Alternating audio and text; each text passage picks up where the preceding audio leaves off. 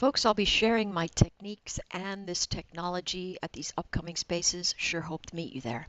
Good morning, everyone. Today is Thursday, November the 1st, and this is the Futures in 5, taking a look at how our charts have moved. We did close over 2697.50 on the month. That is essentially a bullish space that tells us we could have some more upward progression into higher resistance zones, but the moment we lose this 2697 area, things are going to start getting a little bit messy and bring us into potentially lower lows. So that's what we're looking at right now. We're in a space that is a relief bounce. So today we're going to look at 2708 to sort of hold where we're at in a support zone. We want to see it get above 2726 or so to see it continue.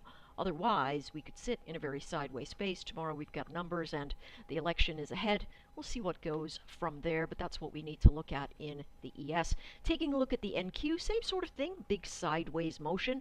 For the NQ, we had a little bit of weakness in the space that tells us, hey, you know what? We closed above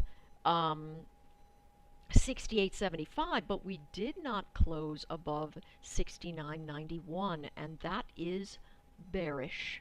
This line in the sand here, you can see that that's a trigger space that tells me to watch out.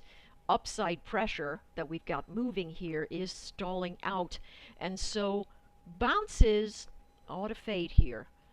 This is a shift that looks a little bit untidy, if I'm saying what it is I'm actually thinking there in the space. Below 69.50, we're prone to more sell-off. Above 69.50, we're going to try and hold this space. And again, you know, Apple reports after the close today. I suspect these guys are a little bit quiet. Not a lot of volatility pumped up in Apple today. So, in the option chain, certainly.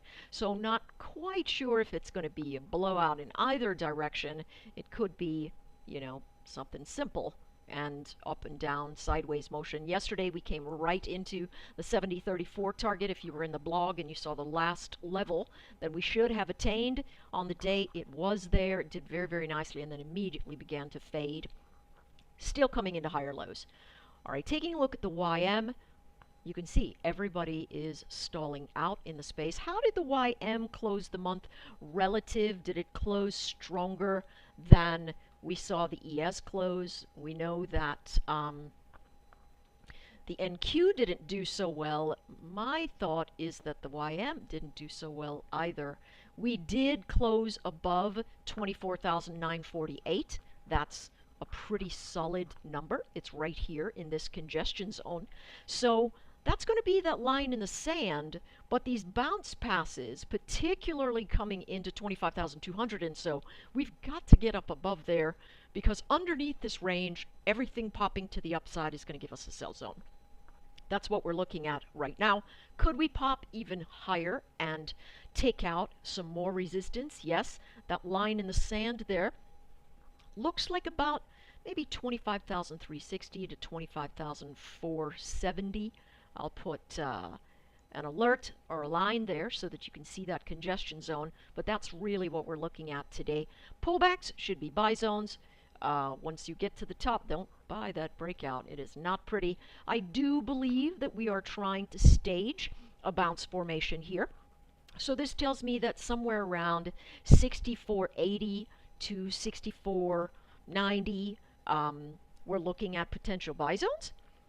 So we'll put a price label right there, knowing that 64.65 is the baseline. I've got a measured move down here to 64.43, so if it loses this edge, I would not hold on because this is very negative and it's got really very, very rough breakaway patterns. And notice it's got a sideways action event and that could easily lead to more selling. Underneath that, some fairly big levels. How the CL closed on the month yesterday, really right at key support. So I suspect the dips should give us buy zones, and I'm looking for a dip right around this area that gives us that upside pressure. We'll be watching for that. Rig counts tomorrow. We continue to see builds in crude, but draws in distillates, and so Levy's going to shift there somehow. Lastly, we'll take a look at gold.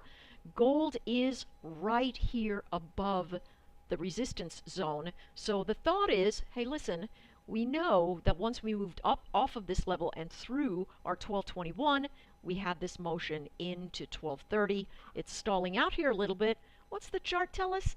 It's still fairly nasty, right? So here's the thing. If we can come in and fade into, say, 1224, we might have ourselves another bounce formation. As it moves at this juncture, it is telling us that the rises into resistance are going to be sell zones. So that's what we are looking at in this particular space. All right, that concludes the futures in 5.